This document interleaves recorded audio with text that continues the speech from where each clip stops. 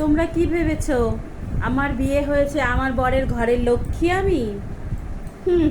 লক্ষ্মী তো দূরের কথা, আমি হচ্ছি এই বাড়ির ডাকাত সর্দার গো, ডাকাত সর্দার। ডাকাত সর্দারদের যেমন ধরা যায় না, এই বাড়ির আমার কেউ কেউ ধরতে পারে না। চাল ফুরিয়ে যাবে, শাশুড়ি এসে বলবে, ইমা এই তো সেদিন আনলাম, এত তাড়াতাড়ি চাল শেষ।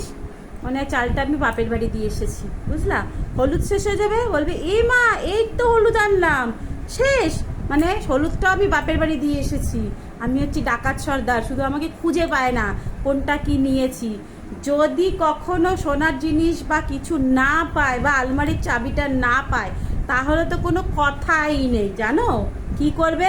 আমার উপরেই জেরা করবে, আমার আলমারি খুঁজবে যেন আমি নিয়ে লুকিয়ে রেখেছি, আর কেউ নিতে পারে না।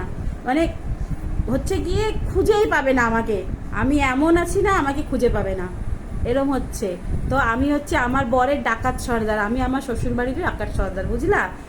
তো আমি ঘরের লক্ষ্মী না, তোমাদের এই ভুল ধারণাটা বন্ধ করো, বুঝলা। হুম, সত্যি।